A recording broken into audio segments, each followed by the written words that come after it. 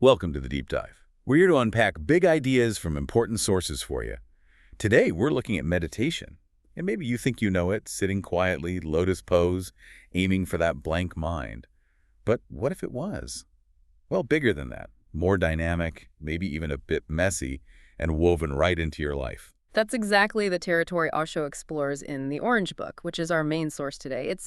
It's really a challenge to conventional ideas. He gives this unique vision packed with practical, sometimes pretty unconventional methods. They're aimed at us, modern people trying to find some peace and awareness in our, let's face it, often crazy lives. Right, so our mission today is to get our heads around Osho's definition of meditation, understand why he thinks it's so vital now, and explore some of his most surprising techniques. We'll cover everything from really intense physical stuff to very subtle awareness practices and how you might actually use these day to day. Expect some aha moments, maybe a few things that really challenge your perspective.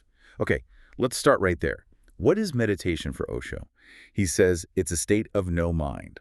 That sounds simple but deep. What does no mind really mean? It's about pure consciousness, essentially. Without all that mental traffic, the thoughts, the worries, the plans, the memories that usually fill our heads. He uses this analogy like the mind is a mirror, but it's covered in dust. Meditation isn't about frantically wiping the dust. Oh, okay. It's more about the silence, the clarity that's revealed when the dust just settles. You're not doing something with the mind, you're actually stepping back from it. Being, as he puts it, cool, indifferent, unidentified with all its activity. The key is realizing I am not the mind. That makes sense. Sort of detaching from the noise. Exactly. And he suggests we actually start life in that state, like a baby's awareness, but then society, conditioning, it all layers on top. So meditation is like finding your way back to that lost paradise. Finding your way back. I like that. But here's something crucial you mentioned earlier. He says meditation is not concentration. A lot of people mix those up, don't they? They absolutely do. And it's a really vital distinction for Osho. Concentration always involves a duality. There's you concentrating and the thing you're concentrating on. Okay, subject and object. Right. And it takes effort. It's willful. It can make you tired. It's often focused on the past or future.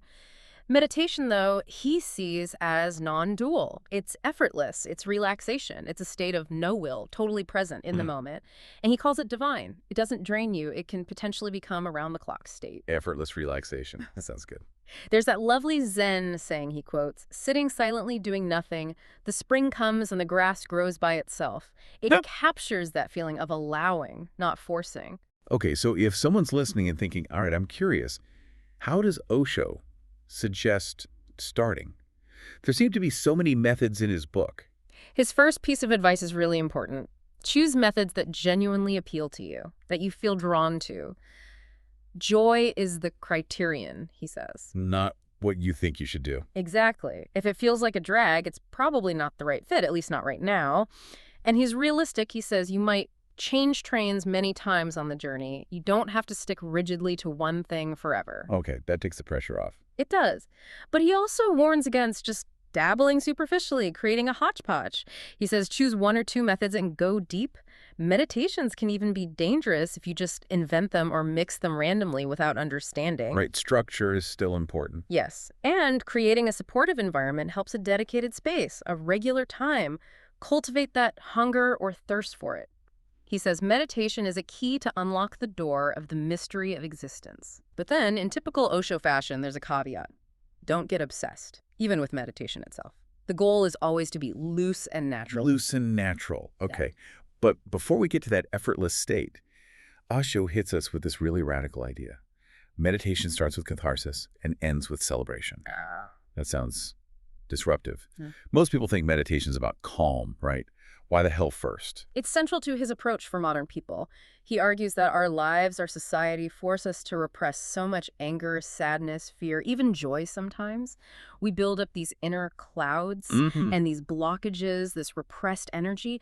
Osho believes it has to be cleared out before you can genuinely access deep silence or bliss. He literally says, I cannot create heaven for you. That is why all my meditation techniques are designed to create hell first. Create hell first. That's provocative. It is. It means facing what's inside, letting it surface, giving it expression in a conscious way rather than letting it fester or pretending it's not there. Which leads us directly to probably his most famous or infamous technique, dynamic meditation. Yeah. This sounds like the polar opposite of quiet sitting. Can you walk us through it? Oh, it's definitely intense. It's an hour-long practice, usually done first thing in the morning, and it has 5 distinct stages.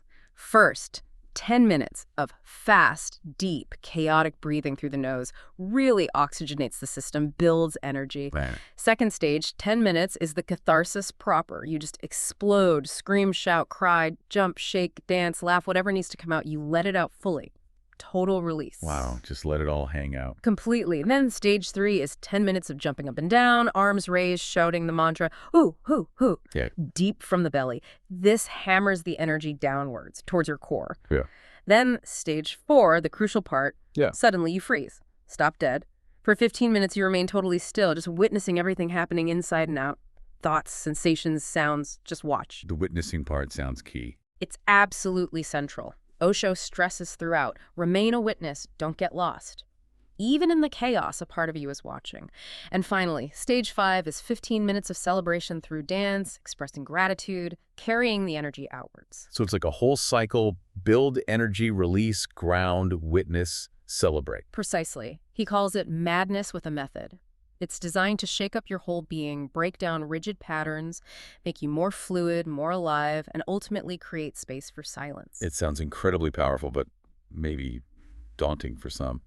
What about the physical side? He mentions potential pain or nausea. Yes, he acknowledges that as the body's chemistry changes and deep-seated emotions get stirred, you might feel physical discomfort. His advice is usually to just keep witnessing it, don't act on it, allow it to transform, though obviously persistent issues warrant medical advice. Right. Are there other cathartic methods that are maybe a bit less full-on than dynamic? Oh, definitely. Osho was very creative.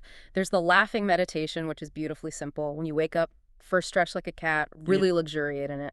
Then, for 5 minutes, just start laughing. Even if it feels fake at first, let the sound come. It sets a joyful tone, helps you see the absurdity in things. A gentle clearing. Laughter is medicine, literally. Absolutely. Or pillow beating. If you feel anger, instead of holding it in or taking it out on someone, you consciously take a pillow and just beat the heck out of it. Huh, okay. You express the energy physically, turning anger into just an energy phenomenon that gets released safely. There are others too, like panting like a dog to open blocked passages. The principle is always released, but the intensity varies. Okay, so after this catharsis, this clearing out, how do we bring meditation into, well, the rest of life? Osho says, meditation is life. That's a huge statement. It really is. It means meditation isn't just something you do for an hour. It's a quality you bring to everything you do. It's about breaking out of robotic, unconscious living. Take activities like running or swimming. You can turn them into meditation by doing them with total awareness. Feel your feet on the earth when running barefoot. Feel the water enveloping you when swimming. So not just zoning out with headphones. Exactly. Osho suggests running like a small child, totally absorbed in the act itself. He says this kind of conscious movement can lead to surprising moments of deep peace, even what he calls an inner orgasm. The key is avoiding automatization. Meaning, don't let it become mechanical. Right. If running becomes routine, maybe switch to swimming or try running differently just to keep the awareness fresh. And dance. That seems like a natural fit for this idea. Definitely. Dance is huge for Osho. Techniques like Nataraj meditation involve periods of dancing wildly, as if possessed, letting the body move freely. The goal is for the dancer disappears, only the dance remains. Lost in the movement. Yes. And it's playful, ecstatic, not serious. He emphasizes that meditation has nothing to do with seriousness. It could be Sufi whirling, kirtan chanting and dancing, swaying like a tree, even just dancing with your hands while sitting to release tension. This idea of avoiding the mechanical, the automatic, that sounds like his concept of de-automatization. Can you unpack that a bit more? How do we apply it practically? It's the secret sauce, really, for transforming daily life. Our minds love routines, running on autopilot. De-automatization is about consciously interrupting that. One very simple technique is the stop exercise. 6 times a day, whatever you're doing, just suddenly freeze. For maybe half a minute, just be present. Stop talking, stop moving, stop thinking if you can. It jolts you back to the now. That sounds doable. A little reset button. Exactly. And it applies to work, too. Any work, especially something creative like painting or writing, can be meditation if you get completely lost in it. Not focused on the result, but absorbed in the process itself. Art for art's sake. he calls it. I think many people have experienced that flow state. They have.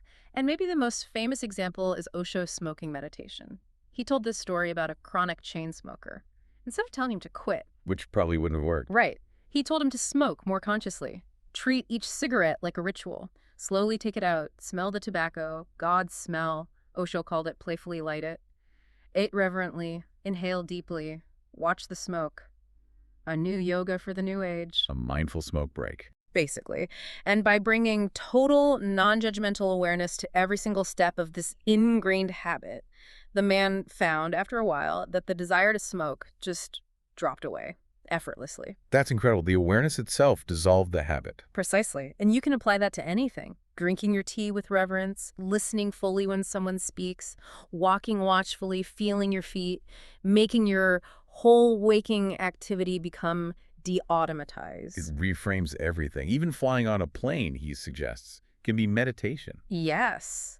Feeling boundless up there among the clouds and stars, letting go of tension. An instantaneous awakening opportunity. Okay, so we've covered catharsis, movement, daily life. What about the more classic stillness practices? Where do they fit? Osho says meditation is just being delighted in your own presence.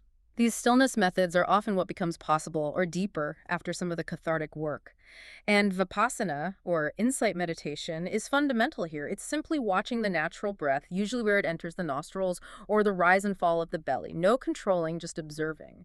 Just watching the breath come and go. Yes. And as you watch, you start to notice the tiny pauses. The gap between the in-breath and the out-breath, and between the out-breath and the in-breath. And the big gap. Osho calls this gap the most mysterious phenomenon inside you. A doorway. A point where the mind stops, even for a microsecond. He says it's where one can meet God, experience life inside life. It's a path to liberation. Wow, finding the infinite in that tiny pause. Exactly. The practice itself is usually sitting quietly, spine straight, eyes closed, for maybe 45 to 60 minutes. Thoughts will come, of course. You just let them float by like clouds and gently return your focus to the breath, to the gap. Sounds simple, but probably not easy. It requires patience, persistence.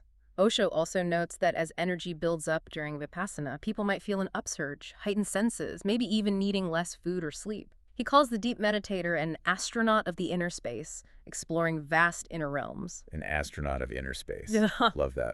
Are there other stillness techniques he recommended? Oh, many. There's the inner smile. You relax your jaw, let your lips part slightly, and feel a subtle smile rising from your belly, spreading warmth. It's a self-generated happiness, not dependent on anything external. A smile from the inside out. Yes. And then there's mirror gazing. Staring into your own eyes in a mirror, in a dim room, without blinking if possible. It can be quite confronting. I can imagine what happens. Your face might seem to shift, change, show different masks, maybe even faces from past lives, he suggests. Eventually, you might see no face at all, just emptiness.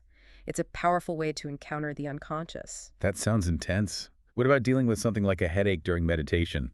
Most people would just stop. Osho offers a radical alternative. Look into your headache. Don't fight it. Observe it with curiosity, almost like welcoming a guest. Befriend your headache. Sort of. Watch its quality, its location. He says if you observe it without resistance, it might intensify, become very pinpointed, and then dissolve. And often the underlying emotional cause, like repressed anger, might surface too, bringing deeper release. Fascinating. Using the discomfort itself as the object of meditation. Exactly. He also taught Zazen, the classic Zen practice of just sitting, maybe facing a wall, body immobile, letting the mind fall silent naturally, or curling up in a womb posture to reconnect with primal silence. Many paths to stillness. So meditation clearly helps us connect with ourselves. Does Osho also talk about using it to connect outwards with the universe, with others? Absolutely. That expansion is a key part of the journey. He offers beautiful visualizations for cosmic connection. Meditating on light, like a candle flame or the sunrise, feeling yourself open like a flower. Or choosing a star, visualizing it entering you, residing near your navel, filling you with light.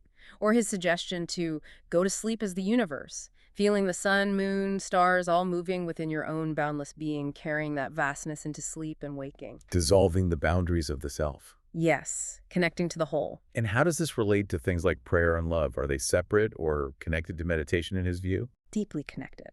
For Osho, prayer isn't asking an external deity for favors. It's an energy state, an openness towards God. a receptive waiting without specific desire. It changes you. His prayer meditation involves raising hands to receive divine energy, feeling it pour through you, then touching the earth to ground it, uniting the energy. Energy phenomenon, not just words. Exactly. And love, for Osho, is the natural fragrance of a meditative heart. He says, meditation is falling into the heart, and when you fall into the heart, love arises. But he's clear about distinguishing false love, needy, possessive, dependent from true love, which overflows naturally from someone who is centered and whole within themselves. So true love comes from inner fullness, not outer seeking. Precisely. One practice he suggests is radiating love. Sit alone, feel love welling up inside, and consciously radiate outwards, filling the room. This creates an inner warmth, he says, like deep orgasm, and it changes your energy field. People will feel happier just being around you. Becoming a source of love? Yes. He even offers techniques for couples gazing into each other's eyes, breathing together until you feel like one organism, letting lovemaking arise spontaneously as a meditative, oceanic feeling, not just a physical act. It's all about bringing awareness and presence into connection. Extending the witnessing even there. Which is challenging, but ultimately rewarding. The goal, as he puts it, is to become like a hollow bamboo, empty of ego, allowing the divine, allowing love and creativity to simply flow through you into the world. Hollow bamboo. That's a beautiful final image. What an incredible spectrum we've covered. Osho's vision of meditation is just so much broader, so much more alive than the typical image. It really is an adventure for modern life. It truly is. It engages everything: body, mind, emotions, spirit. From the intense catharsis of dynamic meditation to the quiet depth of vipassana, from mindful movement to cosmic connection. It feels like a complete path to transformation. And Osho emphasizes it's a long journey, there are no shortcuts. Meditation is like a medicine, he says, vital for healing our inner divisions. But ultimately, the goal isn't to keep doing meditation forever. Oh, what is the goal then? The goal is to become meditative, to reach a state where the techniques, the effort, all of it just drops away because you've achieved that inner wholeness, that centeredness. A state where, as he puts it, you are not there, meaning the ego isn't running the show, and this immense sense of blessedness simply is. When you are not there, only then can it happen. That's quite a thought to leave us with. It points to that ultimate surrender, letting go of the doer, the controller. So maybe the invitation for everyone listening is to consider, what does it mean in your own life to step out of your own way, to allow something deeper to unfold without forcing it? This isn't just about learning techniques. It feels like a call to a fundamental shift in how we exist. Exactly, a shift in being. Thank you for unpacking all of that. It's been a truly fascinating deep dive. Yeah. And thank you all for joining us.